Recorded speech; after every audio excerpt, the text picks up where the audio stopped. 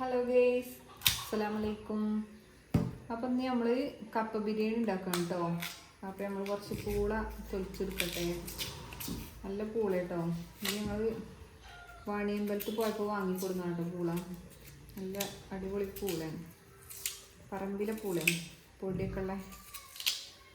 അപ്പോൾ നമ്മൾ പൂള ആദ്യം ക്ലീൻ ആക്കട്ടെ കേട്ടോ. ഇതൊരു പാത്രത്തിൽ വെള്ളം എടുത്ത് വെച്ചിട്ട് അപ്പോൾ നമ്മളിങ്ങനെ കൊത്തിയാണ്ട് തോല് കീച്ചട്ടോ.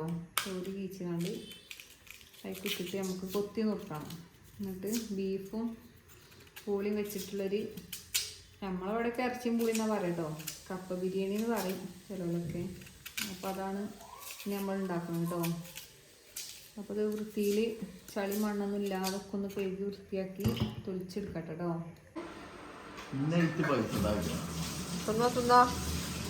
കൊണ്ട കഴിഞ്ഞില്ലേ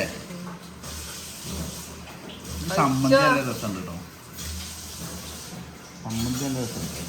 ചട്നി ആയിട്ട് എനിക്ക് സമ്മതി മാത്രം എടുത്തിട്ടോളൂ. ദോശ സോഫ്റ്റ് അല്ലേ? സമ്മതി കൂട്ടിയൊന്നും വളരെ രസമല്ല. ഞാൻ വന്ന അപ്പം വേണ്ട എനിക്ക് ദോശ, സോഫ്റ്റ് ദോശ. അപ്പോൾ ഗൈസ്, നമുക്ക് കപ്പ ബിരിയാണിക്കുള്ള ബീഫ് വേണ്ടത്. അപ്പോൾ നമുക്ക് ബീഫ് കുക്കർക്ക് ഇടാം കേട്ടോ.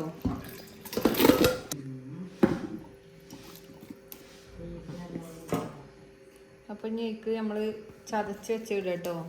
ചതച്ച സാധനങ്ങളൊന്നും ഞാൻ കാണിച്ചിട്ടില്ല. ഇത് വെളുത്തുള്ളിയും ചെറുള്ളിയും പിന്നെ കുറച്ച് വലിയ ജീരകമാണ് കേട്ടോ. അപ്പം നമ്മൾ അത് ഇറച്ചി കുക്കർക്ക് ഇടും. 2 കറിവേപ്പില ഇടുന്നുണ്ട് കേട്ടോ.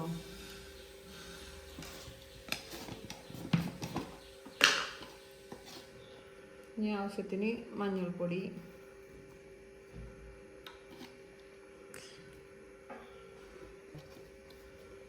ഇപ്പം ഇനി മുളക് പൊടി കേട്ടോ. ഇത് നമ്മൾ ആദ്യം ഈ ബീഫ് തീമൊക്കെ ഇട്ട് ചെയ്യാം. ഇതിക്ക് രസം കിട്ടാനേ കുറച്ച് എല്ലിൻ്റെതും ഈ പലവക എന്നൊക്കെ പറയില്ല, അതിൻ്റെ കുറച്ച് നെയ്യും എല്ലും നല്ല രസമുള്ള ഐറ്റംസുകൾ കുറച്ച് ഇടിച്ചിട്ടേക്ക്. പിന്നെ കുറച്ച് ബീഫും അങ്ങനെ ഇട്ടുണ്ടാക്കണത്. അപ്പം ഇനി പാകത്തിന് കുറച്ച് മല്ലിപ്പൊടി, കുറച്ച് ഉപ്പ് ഇട്ടോ, പാകത്തിനുള്ള ഉപ്പ്.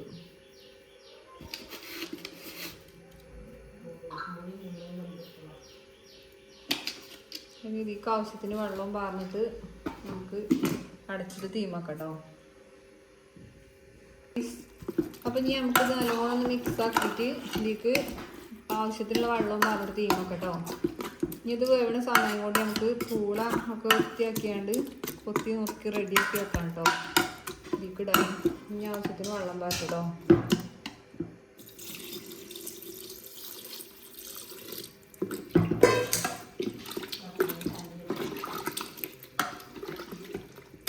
അപ്പോൾ ഇതിവിടെ റെഡി ആക്കണ്. അപ്പം ഇനി അത് അടുപ്പത്തേക്ക് വെക്കട്ടെ. അടക്കട്ടോ വൃത്തിയാക്കിയിട്ട് കേട്ടോ.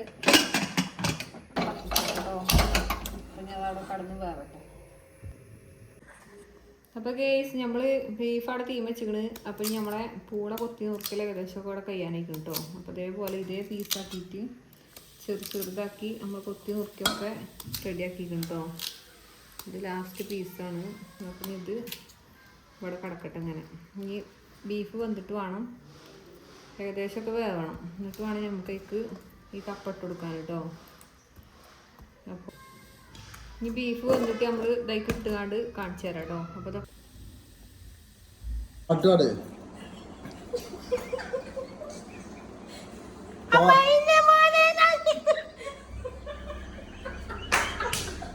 പാട് കേക്കട്ടെ,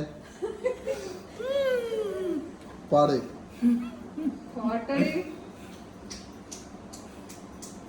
അമ്മയിന്റെ മോളെ നിക്കാഹ് ചെയ്ത്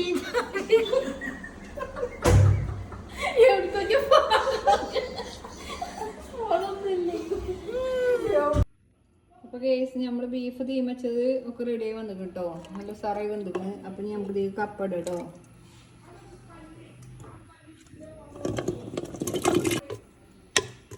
അപ്പം ഇനി ഇതൊന്നുകൂടി തീമച്ച് വേവിച്ചിട്ട് കേട്ടോ. കപ്പൻ്റെ മുകളിൽ വെള്ളം നിൽക്കുന്നുണ്ട്, ഇങ്ങനെ തന്നെയാണ് വേണ്ടത്. അപ്പോഴാണ് നമുക്ക് ശരിക്കും വെന്ത് കിട്ടുക കേട്ടോ. ഈ സമയത്ത് ഇനി വെള്ളം കുറച്ച് കുറവായിട്ട് തോന്നണം, നിങ്ങൾ ചൂടുവെള്ളം പാർന്ന് കണ്ട് പാകത്തിന് ഉപ്പിട്ട് കൊടുത്ത് കൊണ്ടിട്ടോ. എന്നിട്ട് നമുക്ക് കുക്കർ അടച്ച് തീമാക്കാം. അപ്പം നമ്മൾ കുക്കർ അടച്ച് തീമച്ച് കേട്ടോ. ഇനി വേവട്ടെ. അപ്പോൾ കേസ് നമ്മളെ കൂട്ടാൻ റെഡി ആക്കും കേട്ടോ. അപ്പോൾ നമ്മൾ ഇതിലേക്ക് ലേസം പച്ച വെളിച്ചെണ്ണ വരും കേട്ടോ. അപ്പോൾ വെളിച്ചെണ്ണ പറഞ്ഞാൽ ഇളക്കിക്കണം. അപ്പോൾ ഇത് അടിപൊളിയായി റെഡി ആയി വന്നിട്ട് കേട്ടോ. ഇനി നമുക്കിത് ഈ പാത്രത്തേക്ക് കോരിട്ടോ. അപ്പോൾ നമ്മളെ കപ്പ ബിരിയാണി ഇത് കേട്ടോ.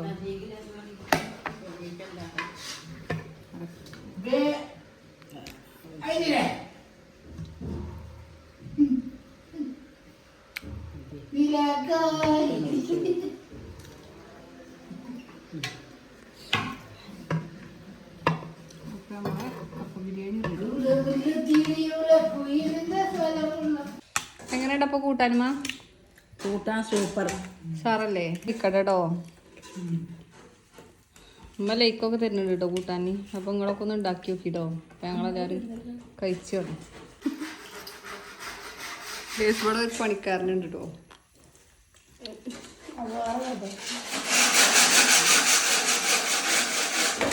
പാടുണ്ട് മതി എത്ര മതി എന്ന് പറഞ്ഞാൽ ഏറെ കാട്ടു ചേർക്കും.